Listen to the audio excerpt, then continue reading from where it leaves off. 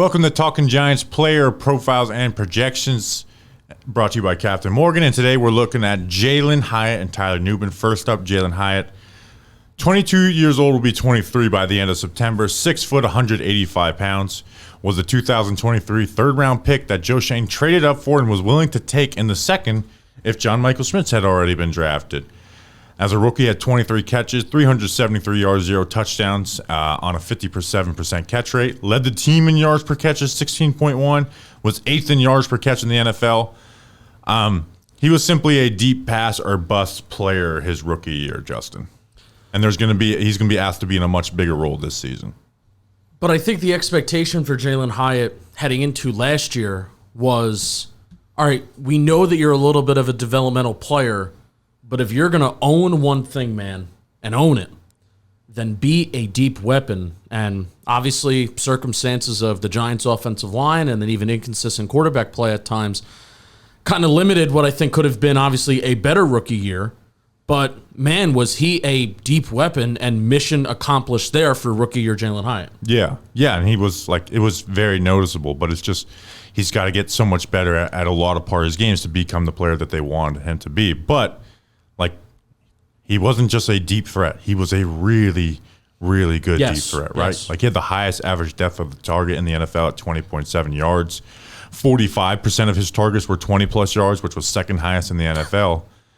He has a ton to get better at, but, to be a really good wide receiver in the NFL. But he did prove as a rookie he's always going to have value, right? And he changes the way a defense plays you because he has to respect that speed.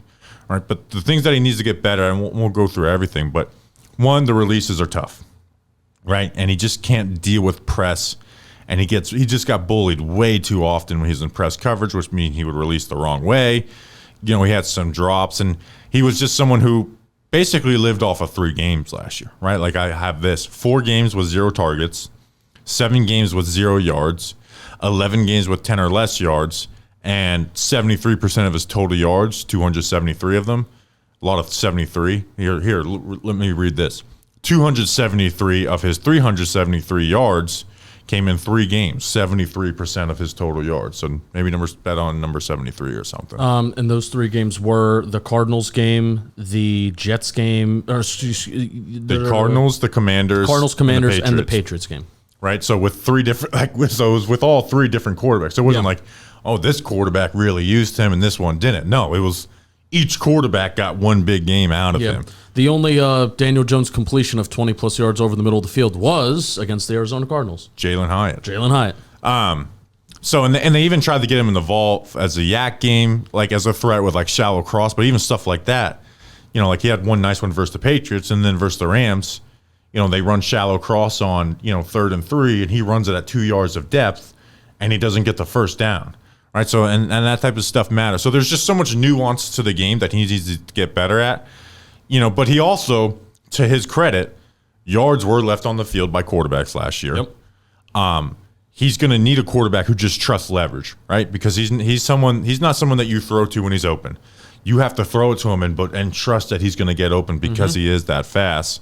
And even last year at this time, when Daniel Jones' vibes were at his all-time high, I was like, this is the first player where DJ's talent really holds back this player's talent. Just because if you had that 70, that Josh Allen type of arm guy, man, he could really just make this guy into a more consistent player down the field. But here's the thing. They're going to ask him more out of him this year, right? And it's hard to ask him to really bulk up because he flies. And I don't think there's, he tried to bulk up this offseason. He still looks rail thin, even if they added 5-6 pounds. He didn't add the weight in his legs. Yeah, so he just really needs to add a lot of work on his craft, right, and get better at the nuances of the game, or he's going to live his entire career as a fringe 300 to 600 yard guy, depending on his spot on the depth chart. He could start on some teams, but he could also be the 4th wide receiver on some teams, and that could even happen this year if he doesn't develop in a lot of key areas. It does, we've seen a little bit of camp, and he seems much more involved in the short area of the field, but it also doesn't look as good when he is being targeted there as it does for Malik Neighbors or Darius Slayton. Well, That may be a little unfair to compare him to those guys at this point. I mean, Darius Slayton is a wide receiver too in the NFL, and they're competing. Where they're competing for snaps. Yeah, but I will say, like, early returns, and I've second PPP in a row where I've said I know we're not supposed to talk about camp, but early returns on Jalin Hyatt in camp have me excited about his 2024, and not just what he could do deep. I think he's only had like one target of 20-plus yards, and it was a touchdown that I think... So 2 catches and a few more targets. But in the intermediate part of the field, short area part of the field, he's got open. It looks good, and even some plays where, there's some plays where Nick McLeod is on his back, but Jones is putting that ball on the sideline, and I am more excited right now about Jalin Hyatt's season. We're filming this in early August. Way more excited about Jalin Hyatt's season heading into this year during camp than I was before camp. And there's things that he does well outside of just the deep part. Like, one, this is part of the deep ball, but he's great at tracking the football, right? And adjusting to the football in the air, right? He's not just run past people. Like, he knows he can make catches on the back shoulder. He adjusts to the ball in the air. He's not a jump up and get it guy, but he's an adjust to it. And he also can make, like, he had some drops last year on some routine plays, but he'll make tough catches even in the short and deep, or intermediate level of the field with somebody's on his back, like you said. Like, he'll catch that ball away from his body and pull it in. Like, so he's good with getting stuff that's within his area. But going off of his film last year and projections, it's just there does need to be I think people underestimate the amount of development that he needs to be an every down receiver in the NFL. Right? They're like as much as it's a great to get a guy like him in the third round, there is a reason for a guy that was that explosive fell to the third round. Right? It wasn't the NFL being dumb, in my opinion. He is someone that just there's a lot of stuff he needs to grow in his game to be someone who can get 800 yards and consistently get in that range. All right, so let's try and project, which arguably this is one of the toughest players to because we don't know what Slayton's snaps are going to be. Right. Like it is really hard to project. So he played 17 games last year, 557 snaps. So he played in 51% of the snaps that he was eligible to play. Yeah, he basically was 50-50 with Hodgins. Where does that wind up? What do you mean? Where does that? Where does his 51% of the snaps that he was eligible to play in, he played in? Where does that end up this year? His snap share. His snap share? Yeah. 60? I think it's going to be 65. It's got to go up, right? I think they really want him to be the guy over Darius Slayton. Yeah. Like, I think they're giving him every opportunity to be that guy. But again, it's hard to just say you're putting Slayton on the field for 35%. Right, I know. Who I would argue is the better receiver at this point. And they could take Wan'Dale off the field, and Darius Slayton has 33% of his snaps coming from the slot. They could put Neighbors in the slot, so they can get creative with what they can do. But you see 51% of the snaps, despite there were some games that they didn't really want to include Hyatt, right? But those games were mostly early on when they had Hodgins. Like, down the stretch, he played, the majority. And then something happened for Philly where only played 9 snaps. I must have got hurt in that game. So I think it winds up at least 60 as a starting number. I think 60 is a good number for that. So what do you think stat wise though? And I was going to go there next. I think he doubles his reception total and he gets it up to 40. I do think he doubles his reception total, but technically wouldn't be doubling. Doubling would be 46. But yeah, so you know the point. 40 catches, 525 to 550 yards. Sound right? What would that be yards per reception? It'd be about 15. Which where he was 16.2 last year, only as a deep target. So if he's going to be getting more stuff, you're going to bring that down. And 15's been right around where Darius Slayton has lived his career. Mm-hmm. So 40 catches, 500. I think that's 15 yards per catch. Well, I'll just do 40 times 15 real quick. 40 times 15. That'd be 600 yards. So somewhere between 550 and 600. But I think he's going to be someone who's at 15 yards per catch. So, do the math, whether, between 38 to 45 catches. Yep. Do you think he has more catches than Darius Slayton this season? Not yards, catches. No, but... No. But dude, if you're playing 60% of the snaps, and then Darius Slayton is somehow, if he plays Slayton less, gets 45% somehow. That's a big difference. And Slayton's snap shares have never been that low, never in his career. Yeah, it's that's why it's so hard to predict this. We can try and tell you what he thinks he's going to be as a player, but his stat line is very hard to predict. I wonder if his if the snap share could be around like 55% and barely go up. Because honestly, like if I were to tell you that Jalin Hyatt was on the field for 1 out of every 2 Giants offensive plays last year, and he only had 23 catches, I think that would shock a lot of people. Yeah. So even if it bumps up to 55, so he's on the field a little bit more. So Slayton's still on the field a lot. And you're just saying that, okay, well, the production is getting better within those 55% of the snaps. Then, I may even sign up for that. But clearly, they want him to be a wide receiver too. They drafted him. They drafted him high. Did they trade up to get him? Yes. They traded up to get him. So they want him to be wide receiver too. And ideally, we're not rooting against Darius Slayton, but it's really rooting for Jalin Hyatt to maybe even move on from Darius Slayton. You can save that money, spend it elsewhere. And Jalin Hyatt is just ready to take on that wide receiver 2 mantle where you have Wandale in the slot, Neighbors on the outside. And that's great. Hopefully, then that's a core that you have for the next couple years. Absolutely. All right, Justin, let's talk about something before we talk about Tyler Nubin. Let's talk about something. You know what that something is. It's the captain, Captain Morgan. They're bringing you today's PPP. They're the official spice rum of the NFL. When things get bland, you got to spice some things up. And thanks to Captain Morgan Original Spice Rum, we can do that. It's delicious, crisp, perfect for game day with friends. Spice it up, baby. Visit CaptainMorgan.com to find Captain near you. Please drink responsibly. Captain Morgan Original Spice Rum, 35% alcohol by volume. Captain Morgan Rum Company in New York, New York.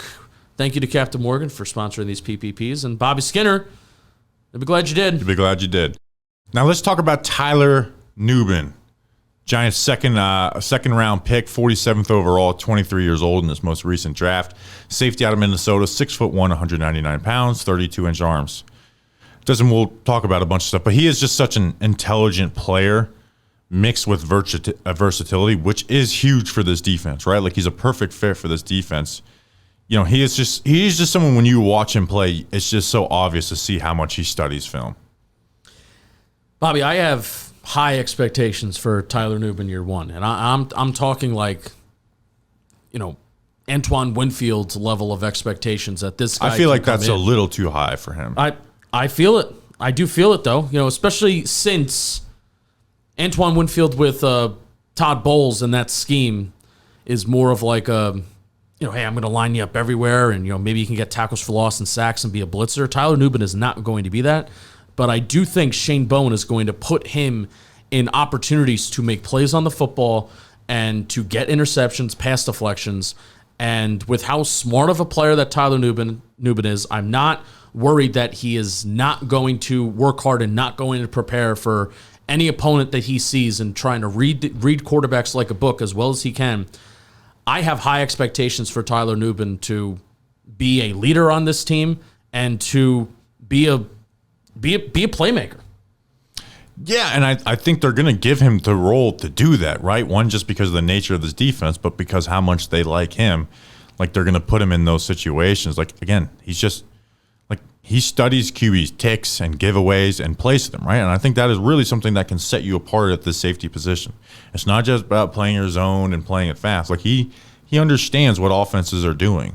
The Joe Shane talked about it, how he thinks, ball production is something that matters in college. And he's someone who had 12 interceptions his last 3 seasons, and it shows why. Like, he's not this guy where you look at it, interceptions totals can lie sometimes because you're like, oh, overthrow, awful decision, ball legit. Tipped up. Like, they're all just like high-level plays, like some that are just like, I can't believe he pulled this off type of interceptions where he's running from one side of the field to the other.